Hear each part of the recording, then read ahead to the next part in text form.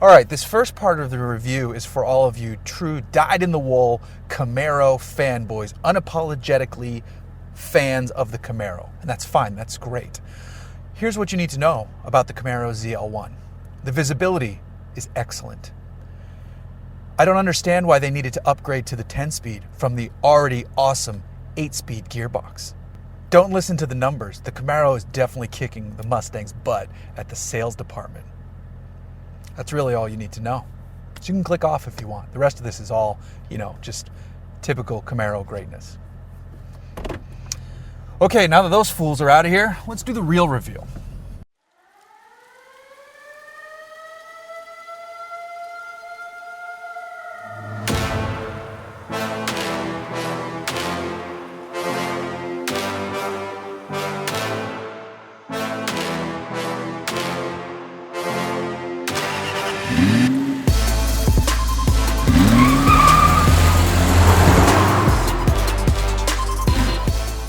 This is the Camaro ZL1, and it is awesome. It is a really, really good car built on the bones of the 6th generation, really, really good Camaro. No, you can't see shit out of it, but it doesn't matter because it's awesome. Can you hear that thing? That is the LT4 engine. It's a 650 horsepower supercharged 6.2 liter V8 of American scream behind it. Now, I mentioned this has the 10-speed automatic, and it is so much better than the 8-speed.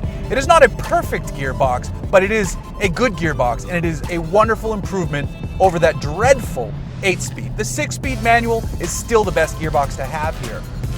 But this one actually upshifts quicker than Porsche's PDK, according to Chevy. I don't have testing information to back that up, but I'll take their word for it. We're talking milliseconds here. Now, it's wild that this car exists. This is a supremely powerful Camaro. What's even more wild is that this is not the most wild Camaro. There is a 1LE package for this that transforms it from a powerful, muscular sports car into a true track weapon with serious aerodynamics and multi-valve dynamic spool valve suspension, smaller wheels and tires for to reduce rotating mass. This car here, though, as it sits, is immensely capable.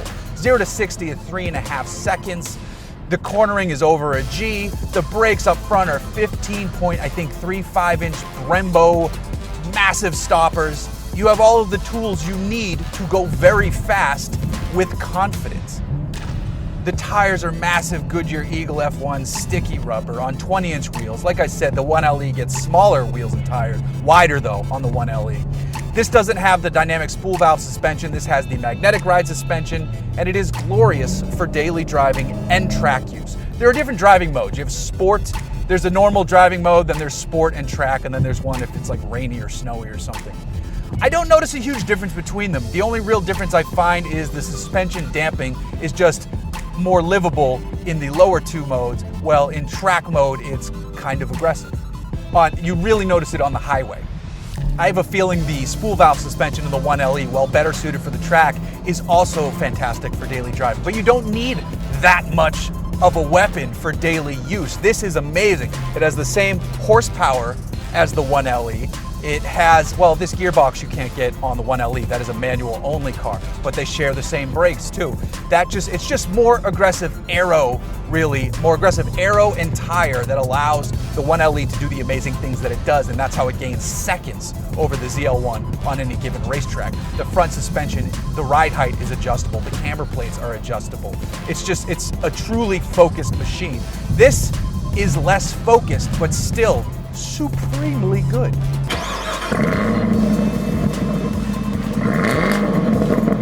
Now, the transmission shifts oddly smooth. I wasn't expecting that. I just downshifted fourth. The only place it's really rough on this specific car, fourth to third.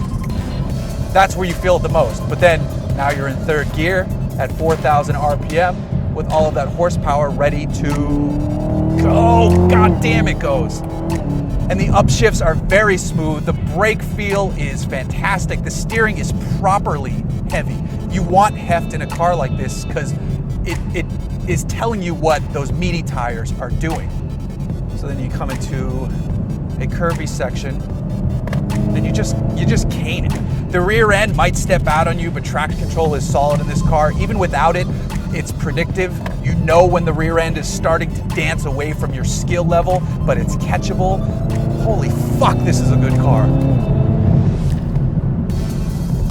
You stand on the brakes and it brings the action to more civil things to talk about. Are you dipping on me? All that power is pushing my camera down, apparently.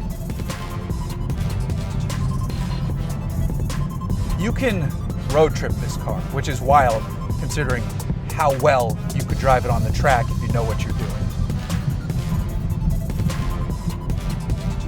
I expected it to be more violent. I'll be totally honest. I expected more violence from this thing. If you put your foot into it, it explodes with rage and fury that you expect. But just around town, it's just a Camaro. It just happens to have 650 loud, screamy, worry, shouty, forced induction fed horsepowers. And that's just so great. It's so great that a car like this exists. It's open to doing stupid things, you know, as a car like this is going to do. Oh, acceleration on the limiter! Fuck, it doesn't get old. That's traction fully on, which is why it cut out. It didn't let me do lurid slides, but I don't need to because I'm not going to tell you where I am. You can figure that out. It's good. It's really, really good.